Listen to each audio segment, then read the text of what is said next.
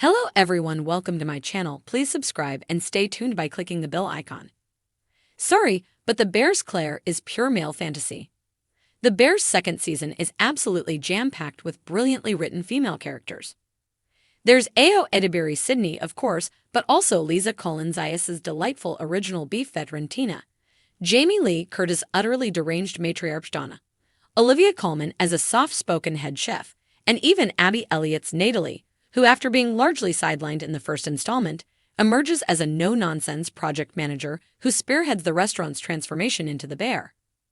Perhaps that's why Molly Gordon's Claire stands out so much, an effortlessly beautiful childhood friend of Jeremy Allen White's Carmy, who re-enters his life in episode 2 and promptly turns it on its head. Don't get me wrong, Gordon, who is a captivating, scene-stealing presence in everything from Booksmart to Shiva Baby, is brilliant here too. But there's no escaping the fact that Claire is a prototypical manic pixie dream girl from the moment she bumps into Carmy at the supermarket. You can see it in the way she's filmed. The first time we meet her, she comes into focus softly, reflected in the glass of the sliding cabinets, almost an angel bathed in a gentle, hazy, golden glow. Sid and Nat, by contrast, almost always look exhausted under the stark strip lighting of the restaurant. You hear it in the spine-tingling music, Rem's strange currencies, which swells to hammer home her significance. And you know it from what she says. She's quippy. She finishes his sentences. She's atchingly cool. She asks, albeit indirectly, for his number, and, despite not having seen Carmy in years, remembers what he said he'd name his restaurant. He's dumbstruck, and from that point onwards, we know that Claire is utterly perfect and that she and Carmy are destined to be together. According to Nathan Rabin, the critic who coined the term, a manic pixie dream girl exists solely in the fevered imaginations of sensitive writer-directors to teach broodingly soulful young men to embrace life and its infinite mysteries and adventures. She's a woman who's endearingly eccentric but lacks a real inner life, one who is entirely devoted to making the male protagonist happy and bringing him out of his shell, while having no complex issues of her own to deal with. Some might say that Claire's first scene shows her to be more than that. After all, we learn that she's training to be an emergency medicine doctor, and that her interest in the field stemmed from an incident when she, aged 6, saw a classmate break their arm and found herself wanting to understand it. This might count for something if this story ever came up again, or somehow became important, or added to our understanding of Claire's working life beyond her relationship with Carmy. But it doesn't. It's just an anecdote designed to add a dash of color and quirk. One which brings to mind Delaney Rowe's deliciously satirical TikTok series about an absolutely insufferable female lead of an indie movie who runs into an old love interest, or tells a childhood story. Watch both clips, and I guarantee you won't be able to see Claire the same way again. However, the proof that she is wholly designed to break down Carmy's defenses and open him up emotionally comes in the following episode. Even though he gives her a fake number, something that would surely deter any flesh and blood woman, that simply motivates Claire to pursue him more aggressively. She procures his actual number, playfully threatens him, and then seemingly invents an excuse to hang out. Or are we actually supposed to believe that she has no one else she could ask for help with moving boxes except for a guy she hasn't seen since school who just gave her a fake number? Crucially, she doesn't seem genuinely furious or upset, though that'd be too thorny. She's simply bemused and knowing. In this moment, it's difficult not to see her as the textbook cool girl that men dream about, as described by Amy Dunn in her enraged Gone Girl monologue. She's hot, always game, fun, and someone who never gets angry. We see her helping him run an errand, and delivering some classically kooky, manic pixie dream girl lines in the process. I had all this extra adrenaline after resettling this guy's tibia, she declares without batting an eyelid.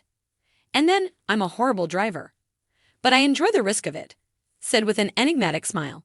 Plus her confession about shoplifting gum from Walgreens as a child. She also gets him talking about his late brother and drags him to his first ever party. She's ostensibly there to comfort a heartbroken friend, but within the context of the show, that scene is significant only because she's the catalyst that gets Carmy out of his comfort zone and reminds him of the lighter side of life, away from the pressures of the kitchen. After a few longing looks from afar and an almost kiss, with a backdrop of fireworks, no less, they go back to the restaurant and kiss for real.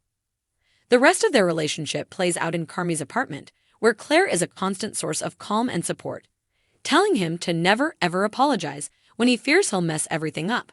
Then, of course, he does.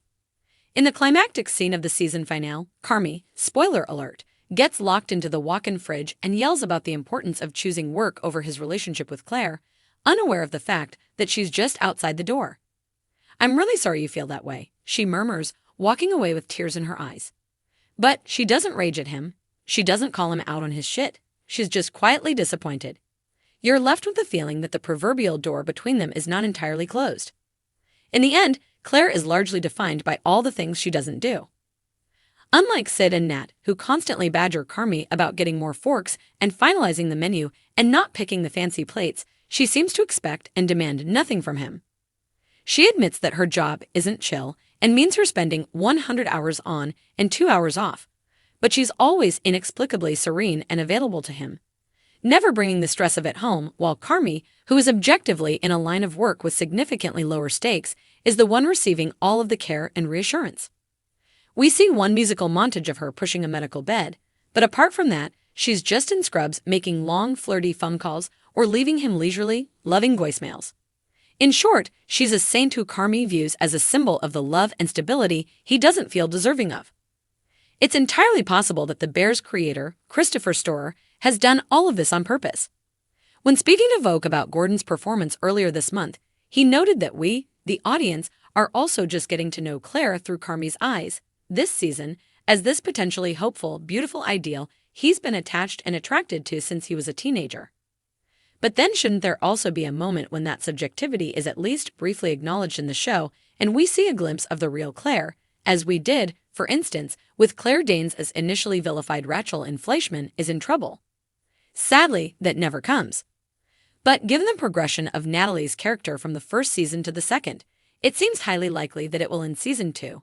If Claire returns, of course. Full disclosure. I thought Abby Elliott's character, who in season 2 appears to exist solely to encourage Carmy to deal with his feelings around their brother's death, was actually called Sugar, her childhood nickname, until all of the characters began calling her Nat pointedly in the season 2 opener. Ultimately, in season 2, the Bear has set its own internal bar too high for viewers to be satisfied with a character like Claire.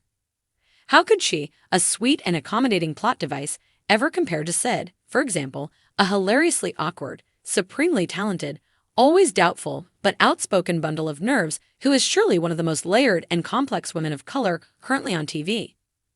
The masterful way in which she's written gives me hope that Storer will choose to engage with Claire in a real and more interesting way in the next installment, giving us an insight into her home life, fears, and frustrations, and, most importantly, give the whip-smart and wonderfully nuanced Gordon much more to do. If you liked the video, don't forget to like, comment, and share.